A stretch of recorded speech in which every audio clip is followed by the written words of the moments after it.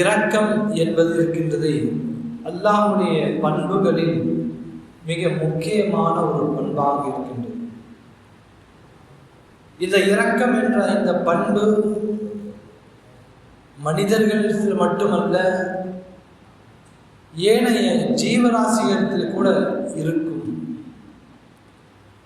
அல்லாஹ் தஆலா அந்த பண்புகளை, தன்னுடைய அந்த பண்புகளை தான் படைத்த அந்த ஜீவராசிகளுக்கும் கொடுத்திருக்கின்றான். மனித இனத்திற்கும் இரக்கம் என்ற அந்த தன்மையை வைத்துள்ளான். நபிகள் பெருமானார் ஸல்லல்லாஹு அலைஹி வஸல்லம் அவர்கள் சொன்னார்கள், அல்லாஹ் தஆலா இரக்கம் என்ற அந்த தன்மையை 100 பங்குகளாக அல்லாஹ் ஆக்கினான். எத்தனை பங்குகள்? 100 பங்குகள். 100 பங்குகளாக ஆக்கி அவற்றை 99 பங்கை தன்னிடத்தில் வைத்துக் கொண்டான். 99 பங்கை அல்லாஹ் தன்னிடத்தில் வைத்துக் கொண்டான். ஒரே ஒரு பங்கை மட்டும் இந்த உலகத்திலே மனிதர்கள் இன்ன பிற ஜீவராசிகளுக்கு கொடுத்து விட்டான். கண்ணியமிக்கவர்களே, இங்கே நாம் யோசிக்க வேண்டும்.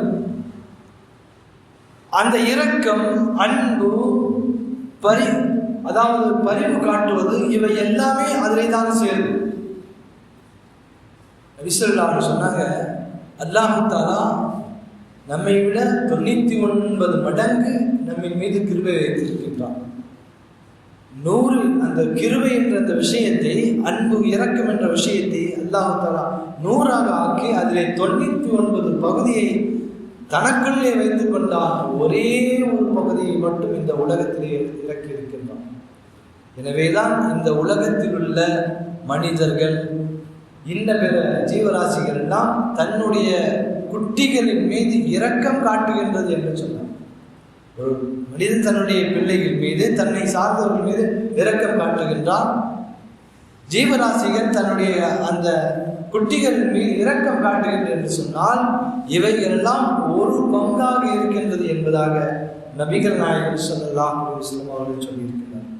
கண்ணியமிக்கவர்களே, அல்லாஹ் தஆலா தன்னை இந்த உலகத்திற்கு எப்படி அறிமுகப்படுத்துகின்றான் என்று சொன்னால் இரக்கவாளன் என்பதாக சொல்லுகிறார். கிருபையாளருக்கெல்லாம் கிருபையாளன் அல்லாஹ் என்பதாக அல்லாஹ்வே தன்னை இந்த உலகத்திற்கு சொல்லுகின்றான், பறைச்சாற்றுகின்றான். அல்லாஹ்வுடைய வேதமாகிய குர்ஆன்ல அல்லாஹ் தஆலா 114 சூரா இறக்கியிருக்கின்றான். இந்த 114 சூறாக்கள்ல 113 சூறாவை ஆரம்பிப்பதற்கு முன்பாக ஓதப்படும் பிஸ்மில்லாஹிர் ரஹ்மானிர் ரஹீம் என்பதிலே அல்லாஹ் தஆலா தன்னுடைய இரக்கத்தை, தன்னுடைய கிருபையை சொல்லி காட்டுகின்றான். ரஹ்மான் என்பதாகவும் சொல்லுகின்றான், ரஹீம் என்பதாகவும் சொல்லுகின்றான். கிட்டத்தட்ட 113 சூறாக்களுடைய ஆரம்பத்திலே என்ன செய்யப்படுது? பிஸ்மில்லாவை சொல்லி ஆரம்பிக்கப்படுது. குர்ஆனிலே ஒரே ஒரு சூறாவில் மட்டும் பிஸ்மில்லா இருக்காது, சூரத்துல் தௌபாவில். சூரத்துல் நம்லிலே இடையிலே பிஸ்மில்லா வந்துவிடும். இதையெல்லாம் கணக்கிட்டால் கிட்டத்தட்ட குர்ஆனிலே 114 தடவை பிஸ்மில்லாஹிர் ரஹ்மானிர் ரஹீம் என்பது இருக்கின்றது. இதிலே பிஸ்மில்லாஹிர் ரஹ்மானிர் ரஹீம் என்ற அந்த வார்த்தையிலே ரஹ்மான் ரஹீம் என்ற அந்த பதத்தை பயன்படுத்தி இருக்கின்றான். ரஹ்மான் என்றால் என்ன, ரஹீம் என்றால் என்ன? பொதுவாக நாம் தமிழில் தர்ஜுமா படிச்சிருப்போம், அளவற்ற அருளால். ரஹ்மான் என்றால் அளவற்ற அருளால், ரஹீம் என்றால் நிகரற்ற அன்புடையது. கிட்டத்தட்ட இந்த 2 விஷயங்களையும் பார்த்தால் பொருள் ஒன்றாகத்தான் தெரியும். ஆனால் ரஹ்மான் என்பதற்கும் ரஹீம் என்பதற்கும் பொருள் ஒன்றாக தெரிந்தாலும் அல்லாஹ் அதை நிறைய வேறுபாடுகளை வைத்திருக்கின்றார் என்பதாக முஃபஸ்ஸிரீன்கள் கூறுவார்கள். சரி, ரஹ்மான் என்றால் யார்? ரஹ்மானுக்கும் ரஹீமுக்கும் என்ன வித்தியாசம் என்று சொன்னால், ரஹ்மான் என்றால் இந்த உலகத்திலே ஒட்டுமொத்த மக்களுக்கும் ஜீவராசிகளுக்கும் கிருபை செய்யக்கூடிய இந்த உலகத்துல என்ன செய்வாங்க? அல்லாஹ் தஆலா எல்லோருக்கும் கிருபை உடையவர். மனிதர்கள்ல தன்னை ஏற்றவர்களுக்கும் கிருபை செய்வான், தன்னை ஏற்காது இருக்கின்றார்கள் அவர்களுக்கும் எல்லாம் கிருபை செய்வான். இந்த உலகத்தில் ரஹ்மான் என்பதற்கு பொருள், இந்த உலகத்தில் அல்லாஹ் எல்லா மனிதர்களுக்கும் கிருபை செய்கிறான். அல்லாஹ்வை ஏற்றவர்களுக்கும் கிருபை செய்வான், ஏற்காதவர்களுக்கும் நல்லவர்களுக்கும் கெட்டவர்களுக்கும் எல்லோரும் என்ன செய்வாங்க? மூச்சு விடுவார்கள். எல்லோருக்கும் அல்லாஹ் காற்றை கொடுப்பான், எல்லோருக்கும் அல்லாஹ் தண்ணீரை கொடுப்பான், எல்லோருக்கும் அல்லாஹ் உணவை கொடுப்பான். ரஹ்மான் அவன்தான். இந்த உலகத்தில் எல்லா மனிதர்களுக்கும் ஒட்டுமொத்தமாக கிருபை செய்யக்கூடியவன் தான் ரஹ்மான். பாகுபாடு இருக்காது. அல்லாஹ் எல்லோருக்கும் என்ன செஞ்சிருக்காங்க? பொதுவாக நீங்கள் என்ன செய்து கொள்ளுங்கள், அல்லாஹ்வுடைய நியாமத்துகளை பயன்படுத்திக் கொள்ளுங்கள். சரி, ரஹீம் என்றால் என்ன பொருள் என்று சொன்னால், நாளை மறுமை நாளையிலே அல்லாஹ் தன்னை யார் ஏற்றுக்கொண்டார்களோ, தன்னுடைய சொல்லை யார் கேட்டார்களோ, தன்னுடைய சொல்படி யார் கேட்டு நடந்தார்களோ அவர்களுக்கு கிருபை செய்யக்கூடியவன் தான் ரஹீம். மறுமையில் உலகத்தில் ரஹ்மான் என்றால் உலகத்தில் எல்லா மனிதர்களுக்கும் கிருபை செய்து விடுவான்.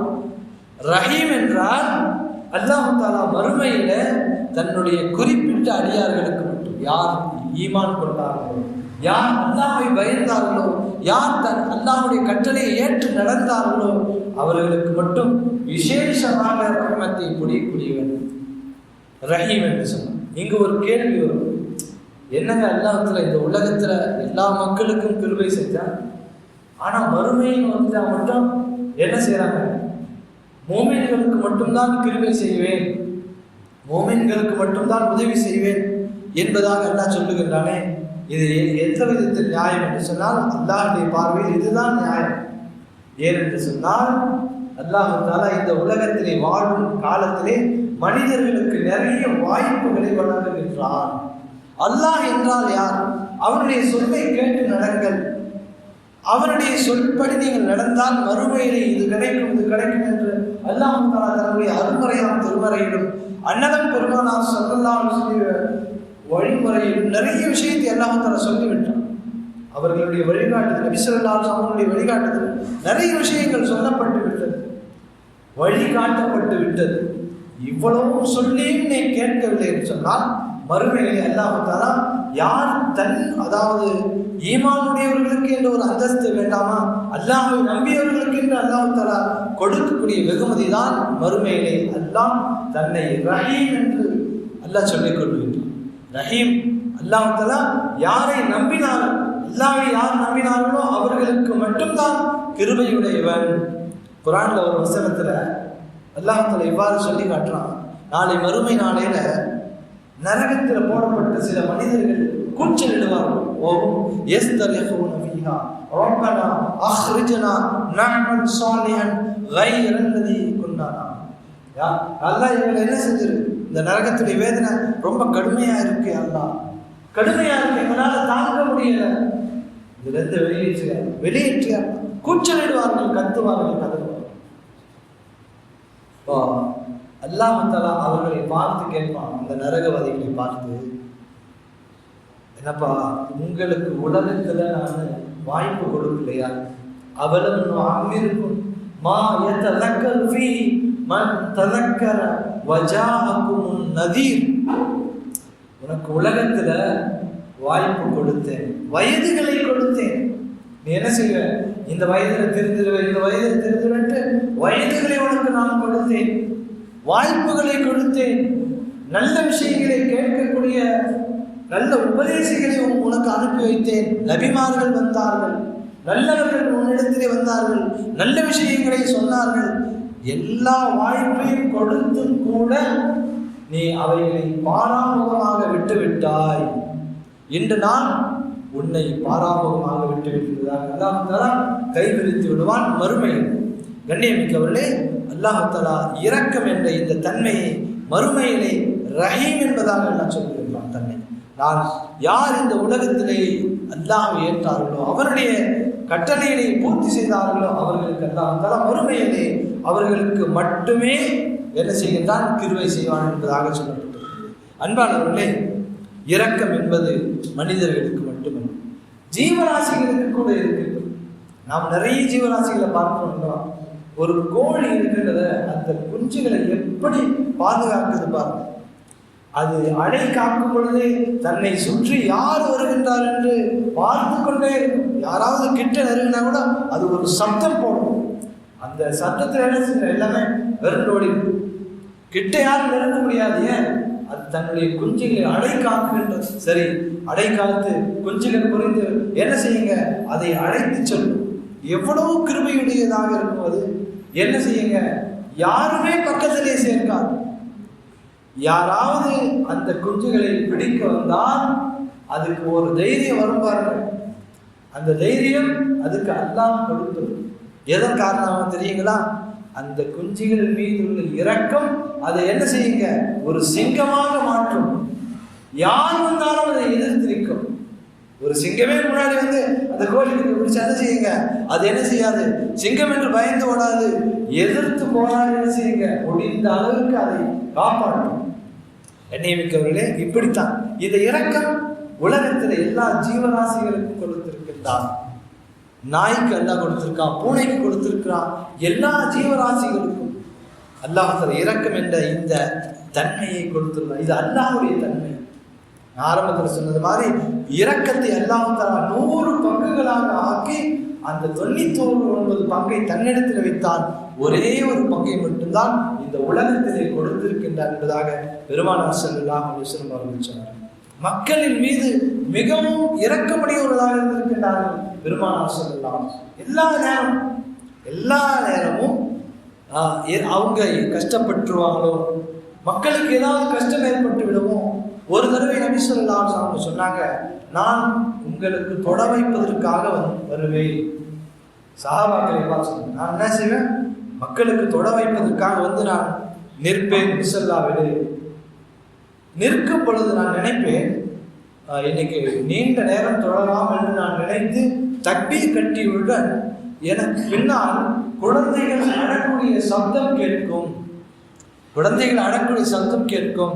எனவே நான் என்ன செய்வேன், தொழுகையை நான் சுருக்கிக் கொள்வேன் என்பதாக நபி ஸல்லல்லாஹு அலைஹி வஸல்லம் சொல்லுவாங்க. எதுக்கு தெரியுங்களா? இந்த குழந்தையின் அழுகுரல் தாய்மார்களுக்கு என்ன செய்திருங்க, ஒரு சஞ்சலத்தை ஏற்படுத்தும். நீண்ட நேரம் தொழுது கொண்டே இருந்தால் அந்த குழந்தைகள் அழுது கொண்டே இருக்கும். எனவே நபி ஸல்லல்லாஹு அலைஹி வஸல்லம் சொன்னாங்க, நான் தொழுகையே சுருக்கிக் கொள்கின்றேன். நீண்ட நேரம் தொட வைக்கலாம் என்று என் மனம் நாடிய பொழுதும் பின்னால் உள்ள குழந்தைகளுடைய அந்த அழுகை சத்தம் என்னை சுருக்கி தொட வைத்தது என்பதாக பெருமானார் ஸல்லல்லாஹு அலைஹி வஸல்லம் நிறைய ஹதீஸ்கள் நபி ஸல்லல்லாஹு அலைஹி வஸல்லம் இரக்கத்தை பற்றி மட்டும் சொல்லியிருக்கின்றாங்க. இர்ஹமு மன் ஃபில் அர்த், இந்த பூமியில் உள்ளவர்கள் மீது நீங்கள் இரக்கம் காட்டுங்கள். அது மனிதர்களாக இருந்தாலும் ஜீவராசிகளாக இருந்தாலும் அதன் மீது நீங்கள் இரக்கம் காட்டுங்கள். இர்ஹமு மன் ஃபில் அர்த், பூமியில் உள்ளவர்கள் மீது நீங்கள் இரக்கம் காட்டுங்கள். யர்ஹமுக்கும் மன் ஃபிஸ் ஸமா, வானத்தில் உள்ள அல்லாஹ் உங்களின் மீது இரக்கம் காட்டுவான். நம்ம என்ன செஞ்சோமோ அல்லாஹ் நமக்கு என்ன செய்றாங்க, திருப்பி செய்வோம். ஒரு சஹாபி சொன்னாங்க, நபி ஸல்லல்லாஹு அலைஹி வஸல்லம் சொல்றாங்க இந்த விஷயத்தை, யா ரசூலுல்லாஹ், என்னிடத்துல ஒரு பெண்மணி வந்தாங்க, 2 பெண் குழந்தைகளை அழைச்சிட்டு வந்தாங்க. வந்து அந்த பெண் குழந்தைகளுக்கு உணவு கொடுக்க முடியவில்லை, கஷ்டமா இருக்குன்னு சொல்லி சொன்னாங்க. எனக்கு ரொம்ப இரக்கமா இருந்துச்சு. சரி, என்கிட்ட இருந்த ஒரே ஒரு பேரிச்சம்பழத்தை அவங்க கையில கொடுத்துட்டேன். இருந்த பேரிச்சம்பழத்தை கொடுத்துட்டேன். அந்த பெண்மணி என்ன செஞ்சாங்க, அந்த ஒரு பேரிச்சம்பழத்தை 2ஆக ஆக்கி தன்னுடைய 2 குழந்தைகளுக்கு கொடுத்துட்டு கூட்டிட்டு போயிட்டாங்க.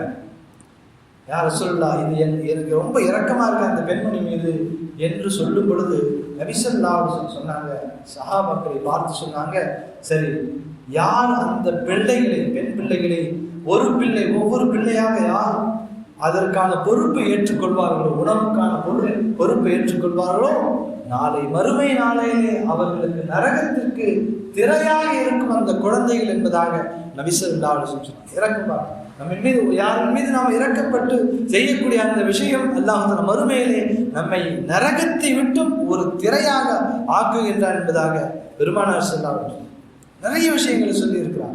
சொன்னாங்க, நாளை மறுமை நாளையில சொர்க்கத்துல நானும் அனாதைக்கு பொறுப்பேற்றார் அல்லவா, இந்த உலகத்துல அனாதையான பிள்ளைகள் இருப்பாங்க, அவருக்கு ஆதரவு இருக்காது. அந்த பிள்ளைகளுக்கு உணவளிப்பது, உடையளிப்பது, அவர்கள் மீது இரக்கம் காட்டுவது, அவர்களுக்காக உதவி செய்வது என்ற அந்த சேவையில் இருப்பாங்க இல்லையா? இவரும் நாளை வரும், இவரும் நானும் சொர்க்கத்திலே இப்படி இருப்போம் என்பதாக தன்னுடைய ஆட்காட்டி விரலையும் நடுவிரலையும் காட்டினார்கள். இப்படி நாங்கள் இருப்போம், நெருக்கமாக இருப்போம் என்பதாக. சொர்க்கத்துல அதுக்கு என்ன அர்த்தங்க? யார் அது அனாதைகளுக்கு பொறுப்பேற்றுக் கொள்கின்றார்களோ அவர்களும் நானும் மிக நெருக்கமாக இருப்போம் சொர்க்கத்தில் என்பதாக அண்ணனும் பெருமானார் ஸல்லல்லாஹு அலைஹி வஸல்லம் இரக்கத்தை பற்றி மட்டும் சொன்னார். இரக்கம் என்பது சாதாரணமான விஷயம் இல்லை, அல்லாஹ்வுடைய பண்புகளில் மிக முக்கியமான ஒரு பண்பு. எனவேதான் அல்லாஹ் தஆலா இந்த உலகத்திலே நான் ரஹ்மானாக இருக்கின்றேன். குர்ஆனில் அல்லாஹ் நிறைய இடத்துல தன்னுடைய பண்புகளை பற்றி சொல்லுகின்றான். ரஹ்மான் ரஹ்மான். குர்ஆனில் அல்லாஹ் நிறைய இடத்துல அடியார்களை பார்த்து அழைத்து அடியார்களே என்று அல்லாஹ் இரக்கப்பட்டு சொல்லுகின்றான். எதுக்கு தெரியுங்களா? அடியார்களே, நீங்க உலகத்துல நீங்க அல்லாஹ்வின் சொல்படி நடந்து கொள்ளுங்கள்.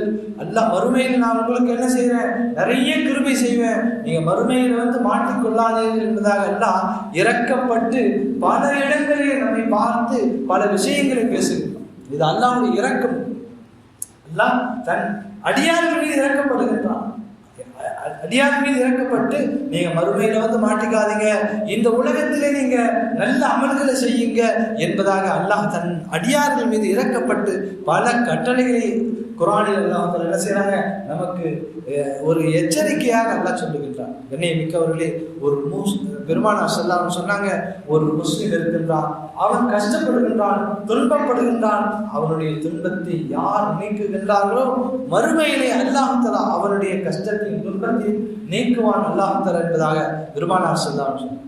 ஒரு முஃமினுடைய குறையை யார் மறைக்கின்றானோ நாளை மறுமை நாளிலே அந்த அடியானுடைய குறைகளை அல்லாஹ் தஆலா மறைப்பான் என்பதாக பெருமானார் ஸல்லல்லாஹு அலைஹி சொன்னார். ஆட்சியாளர்களை பார்த்து சொன்னாங்க நபி ஸல்லல்லாஹு அலைஹி வஸல்லம். ஆட்சியாளர்கள் நபி ஸல்லல்லாஹு அலைஹி வஸல்லம் என்ன செய்வாங்க? வெளி மாகாணங்களுக்கு என்ன செய்வாங்க? அனுப்பி வைப்பாங்க. ஆட்சியாளர் நீங்க என்ன செய்யுங்க? ஒரு ஆளுநர்கள் நியமிச்சு அனுப்பி வைப்பாங்க. அவர்களிடத்துல நபி ஸல்லல்லாஹு அலைஹி வஸல்லம் என்ன செய்வாங்க? ரகசியமா சொல்லுவாங்க. போகும்போது என்ன செய்வாங்க? உபதேசம் சொல்லி அனுப்புவாங்க. பாருங்க, மக்களின் மீது யஸ்ஸிரு வலா துஅஸ்ஸிரு பஷ்ஷிரு வலா துனஃபிரு, அந்த ஆட்சியாளருக்கு சொல்லி அனுப்புவாங்க. நீங்க என்ன செய்யுங்க? மக்கள் மீது லேசாக இருங்க, ரொம்ப லேசா இருங்க. அவங்கள என்ன செஞ்சிடாதீங்க? கஷ்டத்தை கொடுத்துடாதீங்க. ஏதாவது ஒரு பாரமான விஷயத்தை அவங்க தலையில போட்டு என்ன செஞ்சிடாதீங்க? கஷ்டத்தை கொடுத்துடாதீங்க. நீங்க என்ன செய்யுங்க? லேசாக ஆகுங்கள். பஷ்ஷிரு, அவர்களுக்கு நீங்க சுபச்செய்தி சொல்லுங்க. மக்களுக்கு நீங்க நல்ல விஷயத்தை சொல்லுங்க. மக்களின் வெறுப்பை சம்பாதித்துக் கொள்ளாதீர்கள். வலா துனஃபிரு, நீங்கள் மக்கள் வெறுக்கும்படி நடந்து கொள்ளாதீர்கள் என்பதாக நபி ஸல்லல்லாஹு அலைஹி வஸல்லம் தனது ஆட்சியாளர்களுக்கு சொல்லி அனுப்ப என்பதாக நாம் ஹதீஸிலே பார்க்கின்றோம். அன்பானவர்களே, அல்லாஹ்வின் நல்ல அடியார்களே, எனவே இந்த உலகத்தில் நாம் இறக்கப்படக்கூடிய இந்த விஷயம் இருக்கின்றது. நிறைய விஷயங்கள் இருக்கின்றது. தந்தை பிள்ளைகள் மீது இறக்கப்படுவது, இதே போன்று நாம வெளியில நிறைய விஷயங்களை பார்ப்போம். அந்த நேரத்தில் நமக்கு இரக்கம் பிறக்க வேண்டும் சொல்லிட்டு உதவி தேவைப்படுபவர்கள் நாம் உதவி செய்ய வேண்டும். இது போன்ற தருணங்களில் நாம் செய்யக்கூடிய இந்த உதவி உத்தாசிகள் இறக்கப்படுவது அல்லாஹ்விற்கு மிக மிக பிரியமானதாக பிடித்ததாக இருக்கின்றது. இதை கொண்டு அல்லாஹ் நமக்கு இந்த உலகத்திலும் நமக்கு வர வேண்டிய பலவிதமான முசீபத்துகளை நீக்குகின்றான். அல்லாஹ் நம்மின் மீது இரக்கம் காட்டும். நம்ம யார் மீதாவது இரக்கம் காட்டி உதவி செய்வோம் அல்லவா? அல்லாஹ் நம்மின் மீது இரக்கப்பட்டு அல்லாஹ் உதவி செய்வான். ஏன் தெரியுங்களா? நானே 99 கிருபையுடையவன். ஒரே ஒரு கிருபையைத்தான் இந்த உலகத்துல ஒட்டுமொத்த மனித இனத்திற்கும் ஜீவராசிகளுக்கும் கொடுத்திருக்கின்றேன். இவனே இவ்வளவு கிருபை செய்யும் பொழுது, இவ்வளவு இறக்கப்படும் பொழுது, நான் எத்தனை பெரிய கிருபையா, எவ்வளவு பெரிய இறக்க முடியும், நான் உங்க மீது இறக்கப்பட மாட்டேனா என்று அல்லாஹ் நினைத்து அல்லாஹ் என்ன செய்யறாங்க? நம்மின் மீது இறக்கம் செய்யப்படுகின்றான். வல்ல அல்லாஹ் மனிதருக்கும் அமல் செய்யக்கூடிய பாக்கியத்தை தருவானாக.